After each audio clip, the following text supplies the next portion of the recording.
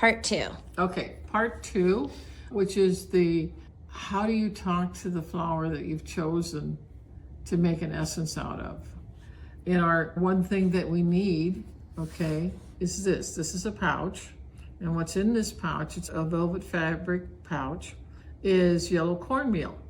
And where I come from and where I was trained by my father and my mother is you always carried a pouch of cornmeal because you never knew when you would run into one of your sisters or brothers, because you see, in the Native American cosmology, we are one. In other words, Angie's sitting there holding this to make this video. She's my sister. And the flower is one of my family. It's a relative. And that's how you look at everything.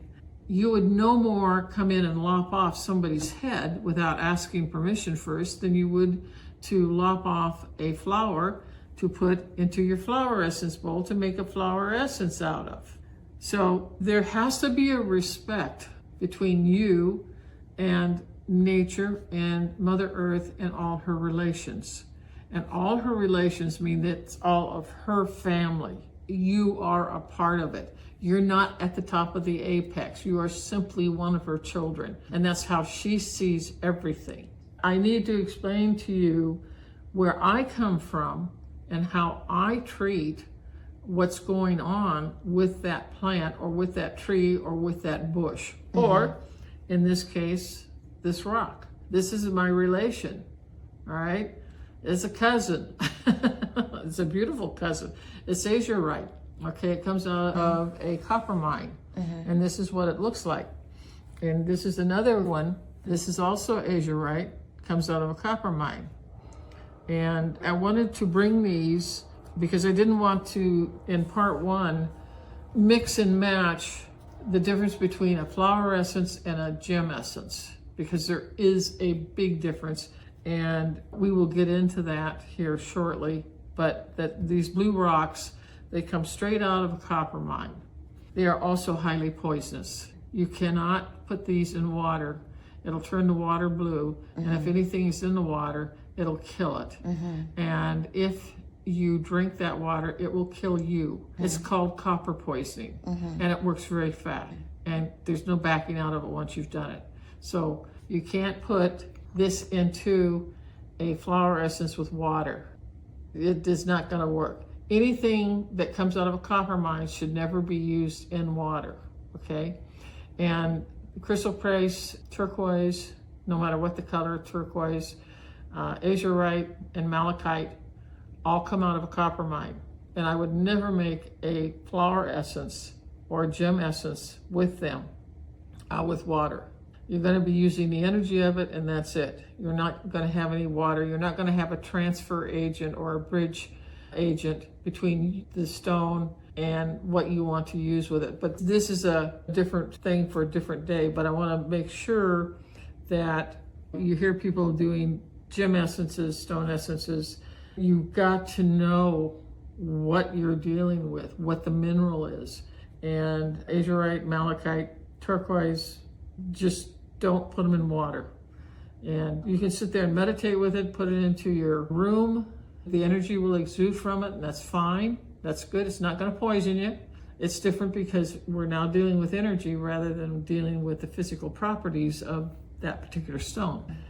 I just kind of wanted to bring that up before we actually get into the way that we work with and want to be in tune with. And we want the flower or the bush or the tree, whether you're making it out of a leaf, because you can do a leaf, you don't have to do a flower. There's trees that don't have flowers on them, but they have leaves, and you can use a leaf. Or they might have a berry on it instead of a flower. Or you may have gotten to for instance, when these flowers come to trees, normally, at least here in our area of Virginia, they come in not early spring, but late April, early May. Everything is flowering. And you can make it from that. Or if you miss that time period, which is, it's usually a 2-weeker, then you can go ahead and use the leaf of it.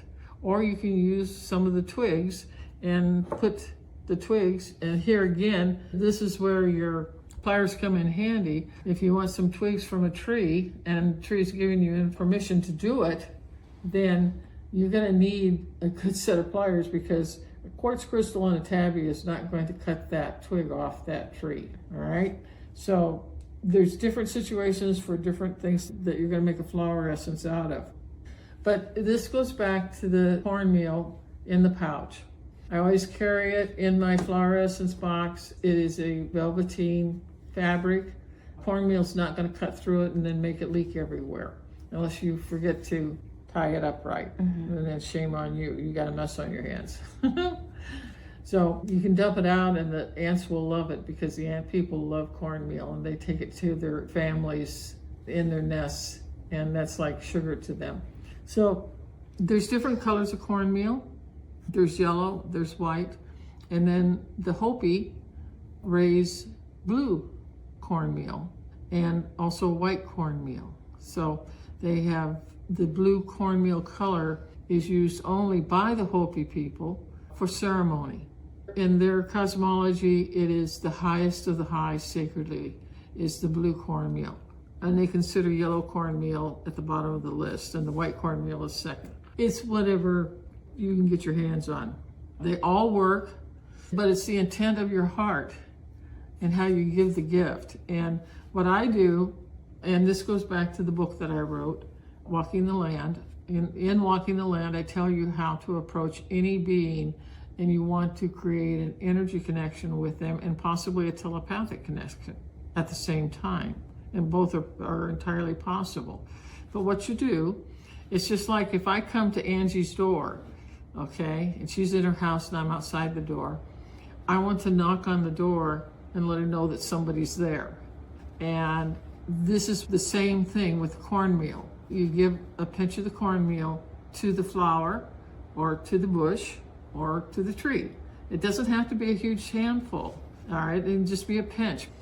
And as you give it, first of all, you're grounded. You need to be grounded. And that is also in my book, Walking the Land, on how to ground. If not, then we have plenty of places that Angie can get a hold of that's for free, and you can, how to ground yourself. And she can give them to you.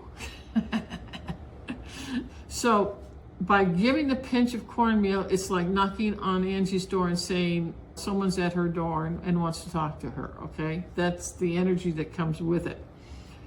And once the door is open, the cornmeal opens the door between you and that plant, or you and that bush, or you and that tree. It's showing, first of all, that you as a human acknowledge completely that that being is your relation, that it is a member of your family, and that you are one. And so what comes with that is the respect. All right, it's like namaste. I see you, you see me. And it should come from you too, because one thing I've learned from you, or just through experience, is that if I don't have a connection to the cornmeal, it's not for me either. It has to be something that That's right. I connect to with my heart. So something that I've been learning is I need to make Asian style offerings, because that comes from my lineage. Yes. And like when I was in Hawaii, I tried to give your crystal as an offering, but it was from you. Yeah. And it was your crystal, and so I gave my gold. Right. Because that ultimately is what it wanted, was something from me. That's right. And because it was important to you, it was important to give the plant or the being or whoever it is that you're going to potentially make a connection with spiritually as well as telepathically. That tells them that you Are giving value. Not only value, but that I see you. And it's the relational kind of thing where I'm not better or worse than you are. I'm not looking at you because you're a plant that I'm more powerful or I'm stronger or I'm on the apex. That's such bullshit, because they know different. The egotistical humans don't. But you never, ever approach anything out in nature, that, especially if you want to do a flower essence, you want that heart and soul of that other being, and it has to be commensurate with how you're feeling, okay? In other words, you would never go out and do a flower essence if you were pissed off and angry and upset or worried about something. You don't do that when you do a flower essence. You do a flower essence when you feel like you're in a sacred place with yourself. And that sacred place is mental, emotional, physical, and spiritual. It's where you feel one with everything. That is the very best possible feeling you can have when you go out to do a flower essence. It is sacredness because it's healing. And God knows humans need to be healed very, very, very badly and a lot. Okay? The plant nation, as the Native Americans would say this, the plant nation, the plant people, all right, which entail flowers, bushes, and trees, okay? Also the fungi, the mushrooms, the white filaments that are beneath the soil that create the web of life that we live with here.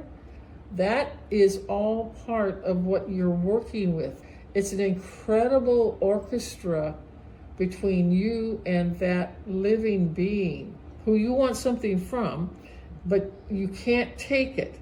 It has to be communal, it has to be mutual. And if you get any pushback from some plant, believe me, I've seen pushback. I've literally sometimes felt a hand come up and push me back. It was a particular tree who had been touched so much by so many people because it was a redwood tree that sat on a turn on a trail that every human being ever made, but it was like a step up to get to the upper part of the trail. And so everybody was always putting their hand on this tree to help climb up that step. And the tree, by the time I got to it, and I stopped there and I recognized there's quite a step there, and you can get off balance. So people always put their hand out to steady themselves so that they can get up to that upper trail. But I stopped there and I felt the tree, and I felt the tree go like this at me and push me back. And I said, "What can I do for you?" And I felt this hesitation. And then the tree, he was very angry, very, very upset. He hated human beings. He says, "If you touch me, I will drop a branch on your head. I'm tired of this." And I'm going, "Fair enough." I said, "What can I do to help you?" He says, "You can't help me." And I said, "Yes, I can." I said, "Will you let me try?" And for a moment, he just sat there. Well, he had to sit there anyway because he couldn't have feet to move anywhere, which is what he really wanted to do. He wanted to be anywhere but where he was at. I said, "Will you allow me to send you energy that's going to help you become more in harmony and perhaps help people understand or put an energy barrier between you and that path and the person that's walking up that path?" I said, "I can do that for you." And I felt this immediate relief. I felt this immediate release off my chest. And he said, "You will do that for me?" And I said, "Yes, I will." I said, "If you give me a moment," I said, "I am going to have to touch you." I said, "With both my hands." And he got it. He says, "But it's a loving touch. It's not, you're not taking something from me, are you?" And I said, "No, I'm not. I'm giving something to you that's from Mother Earth through me to you. You are her son." I said, "I'm simply a transit point, but I'm here to help you first." And trees have tears too. I have been with trees on a clear blue sky day of sunshine, and I've done something for one of them. And I will have little drops coming off some of the leaves onto me. It's their tears. So what I did is I helped the tree, and I saw the barrier go up, an energy barrier around it, where that path was at. And he was so beholding. And so I gave him the cornmeal, and I said, "You can contact me at any time if you need any more help. We'll see what else we can do to help you." And that was fine. And I was able to go ahead and get up to the other path, no problem at all. But a lot of people just don't think, I mean, do you like everybody touching you without your permission? No, they don't either. They don't. They're just like us. We mirror one another, but they've got more morals and values and integrity than a human being ever did. But it requires a change of consciousness of how you look at and work with everything. You cannot do flower essences, trust me, if you are egotistical, if you lack humility and humbleness And that's how you have to approach them. Once I give the cornmeal, I introduce who I am, and I say, my name is Eileen Nauman. I'm here. I would very much love to work with you to create a flower essence. Do I have your permission or not? And believe me, they've got radar. They got far better radar than we do. We're so gunked up with stuff that we don't feel hardly anything, but they can size a human being up in a nanosecond. And this particular plant that you want to work with is doing that to you. And they will immediately say, a lot of times what I'll get is I will feel them put their energy arms around me and pull me toward them. That's one thing. Another way that they will say yes is you'll feel a slight hand between your shoulder blades pushing you forward. Mm-hmm. Or you may feel literally like a magnetic energy just pulling you to the tree or to the bush or toward the flower. Mm-hmm. Those all mean yes, okay, that they're willing to work with you. And so you make sure, first of all, that you're grounded. You give the gift, you say who you are, you say hello, and then you find out if they want to work with you. If they don't want to work with you, do not. Now all you do is you give them a second pinch of the cornmeal and say thank you very much. And a lot of times when that happens, I'm also asking, is there anything I can do for you? Now that's the shaman part of me, that not everybody's a shaman and can do this type of work. But if I'm getting that from something, there's a reason why. And I'm not there to just take. I am there to help in the healing process, whatever that means. And sometimes it's the healing of the flower or the bush or the tree, and it has nothing there for me per se. And that's fine because I have the capabilities and the qualities that's needed to do it. And if you don't, then the other thing that I do, and I especially did this out in the Southwest where we were for 30 years, I always carried in my knapsack a quart of water. And that water was used specifically for the plant that I approached. And if it says no, I give it some water because that's the greatest gift you can give a Southwestern plant. And if they do allow me to work with them and I take a flower from them, the last thing I do is I give them the cornmeal, but I also give them some of the water around their roots and as a thank you, because water's hard to come by out there, even for a desert plant. So once that's done and the plant says yes, then you got to get all your equipment out and you got to start to work. But the first thing you're going to do is you're going to have your little tea towel. You're going to sit on that. And usually I do it cross-legged. I don't kneel because that's too hard for me at 77 years old. I like to just sit with the plant. And because I'm a shaman, I can do certain things with the plant that most people cannot. And I will go, and I'm not going to get into that at all today. But for somebody that is not a shaman, what you want to do is you want to definitely get out your sketchbook. You want to have a camera or a smartphone that can take photos. And you're going to take a photo of the soil and where the stem comes up, and you might take a couple of photos of the stem around it, also behind it or over it.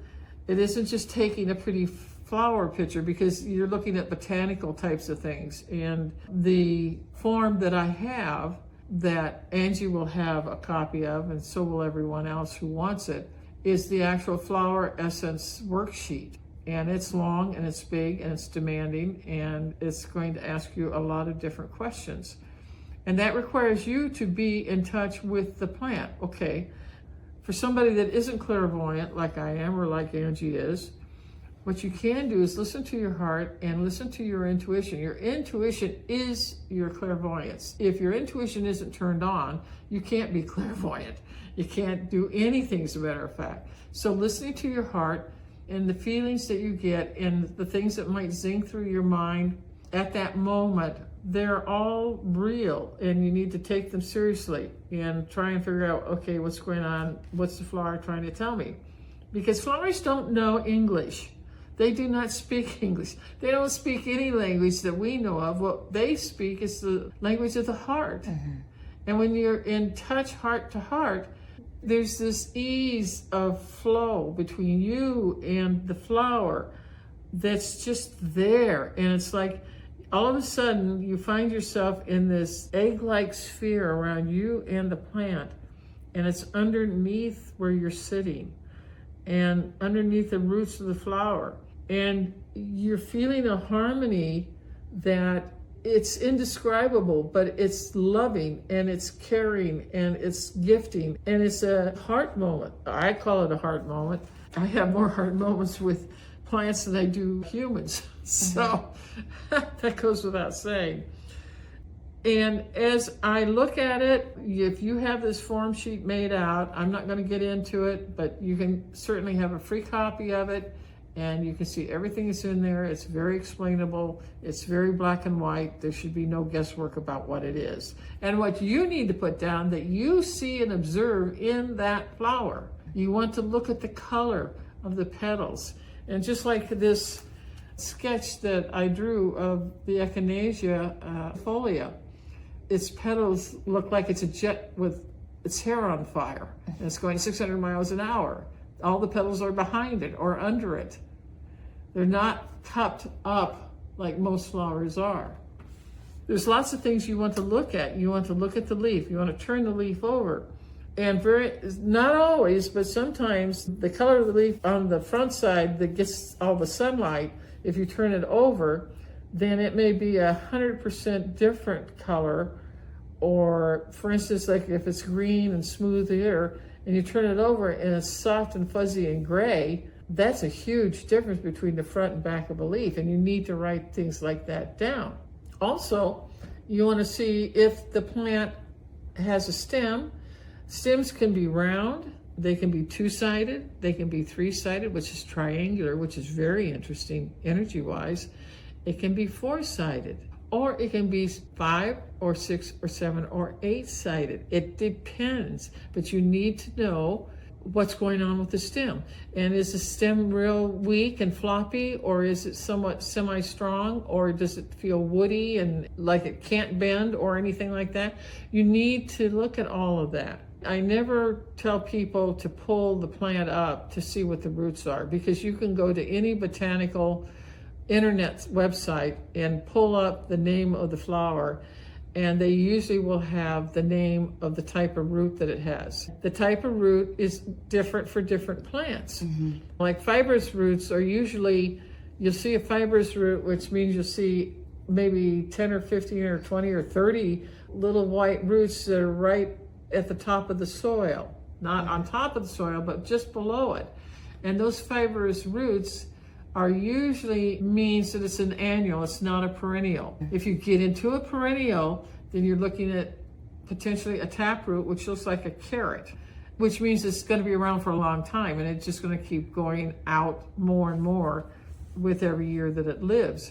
And then you get into others like the passion flower, which is a vine.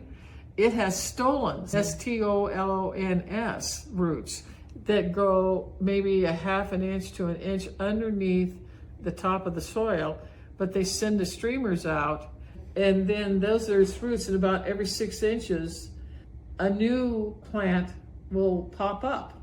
And that's how that particular vine works. And again, all of these little pieces of information I'm giving you, these names, can be found in a botanical encyclopedia online also. If you don't know what a stolon is, then just write it in stolon definition in Google search, and it will tell you what it is, and more than likely you can get an image of it also to know what it looks like. You go through all of this. Now at some point after you've surveyed the flower from top to bottom, how many petals it has, how many stamens are coming out of the center, what is the color of the anthers that are at the end of each stamen? Is the stamen and the anther, is it short? In other words, the first half between the center of the flower and the petal, if it's less than half, it's short. But if it's over half, then it's called medium. And then you get stamens with anthers that go totally outside the petal of the flower, and these are called long. And each one has a meaning and a definition that you need to know about. You need to write that down too. And you need to look at how the leaves that are attached to the stem, are they opposite one another or are they alternate from one another? Or are they what they call a scape, S-C-A-P-E, which means it has absolutely no leaves between the root and the flower head. In other words, that stem is absolutely clean, has absolutely no leaves whatsoever. Okay? You have those too. And so you begin looking at the flower and looking at all the different parts of it. Now the sepal is like the neck to a human. The flower head itself is the human head. Okay? But that sepal holds that entire flower together, whether the petals are down like it is in an echinacea, or if they're up and they're cupping, which is what you usually see. You've got to write all of that down. And then once you've gotten everything that is detailed, and you will have the form for it to know if you've got everything, then you're going to be doing a meditation with it. All right, so the meditation, however you meditate is fine. There is no one particular way to do this. But this is something that I do cover with the flower before I get into all of this other stuff. I want to make sure that it's okay with the flower if I meditate with it or not. And flowers have different various answers for that. One is, yes, they would love to do it. The other is that, well, no, I don't feel comfortable doing it. Or they may say, I'll see you in a dream some night. And that's usually their answer, is they will see you in the dream world. And you'll have a dream that has something to do with the flower or what it means. And if they say no, then you don't do a meditation with it. What you got is what's on your form, and that's all you're going to get. And it just is what it is. All our relations are just like us. If you had 10 human beings in here right now, there's not going to be one that is going to be exactly like the other. They're all different. They have personalities. And it's just like that tree that was so tired of being touched by humans on that trail. He was angry and he was upset. He didn't have any feet to go walk away and get away from them. So he was really frustrated. We all know people like that, don't we? I do. Sometimes they're a member of your family. You wish to hell they did have legs and they could walk away. But that aside, you have to go with whatever the flower says. Whatever makes that flower or that bush or that tree comfortable. You never push your agenda or your needs over what the flower or the bush or the tree wants in a working relationship with you. And this may take some time. And believe me, I've been rebuffed by the best of them. I've been called all kinds of names. I had one tree that did drop a branch and damn near hit me, and I'm going, oh boy. And I didn't know what I'd done. But in that case, what had happened was the tree was trying to there was lots of trees around, and this is the one that dropped the branch right in front of my feet and scared the living daylights out of me. And I looked up and I thought, what did I do to this tree? And I stopped instantly because it was like, something's wrong. And what it was that the tree wanted to talk with me because it had a disease and it was wanting help.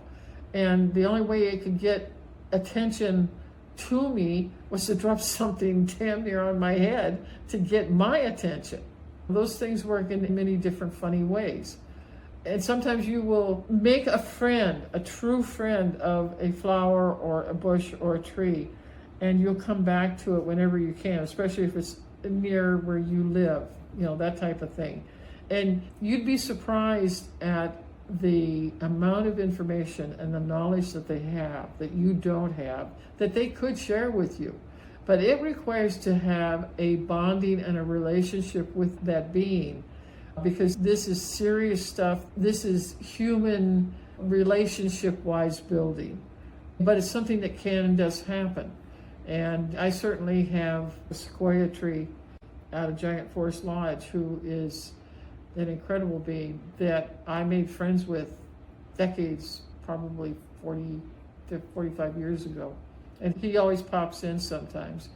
And your tree or your flower or your bush can do the same thing. Or more often than not, they show up in your dreams.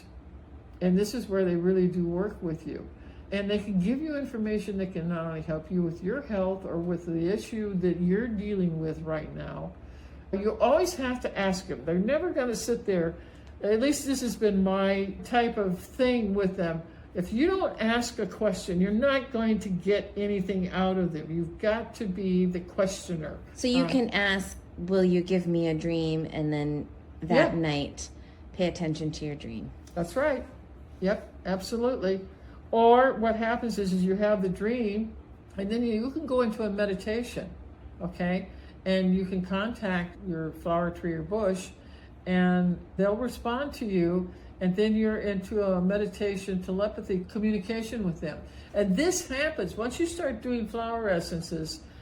It expands your aura, it expands your heart, it expands your spirituality for being like this, and it starts to bloom, literally like a flower. Mm-hmm. They teach you so much, so quickly, the more you do this. And it's fun to do. It's just wonderful to get out there and to see the color, the different greens and things like that on a leaf or something. They're all different. And you learn so much. It's why it's core to your shamanic training. What do you think? Yeah, absolutely. And I've learned that as well, is getting into the details on all levels. That's and right. The questioning on all levels. And there's a safety working with them too. Although you are opening up yourself astrally. And so there may be other things that show up astrally as well. So you're connecting with that flower and something else shows itself. And so, yeah, I didn't expect that, but I'm just thinking of that one bachelor button proving that I did. Yeah. And a nature spirit came in that seemed like a little acorn kind of guy. And then the bear came. Right. And the bear was real. The bear was 3D. There was an actual bear, right. Right. Let's be really clear about this. Right. That little fairy was in 4D, but that bear then came in 3D right outside your fence. It was looking at you while you were doing this flower essence. Right. Those things are all connected to one another. Well, for my experience, all of those synchronistic events that happen as soon as I set that intention, whether it's who rings the bell or the interaction that I've had or the text that comes across my phone, that tells me a lot as well. Right, exactly. Now, tomorrow on another day when it's cooler, we're going to go outside and we're going to do an actual flower essence with my comfrey plant. Okay. And we'll show people how to actually go through and do it. It'll be a show and tell. You've got all the information on part 2. We'll do part 3 tomorrow, but we'll do it with the comfrey plant, which is just gorgeous. Okay, should I end this one? Yep.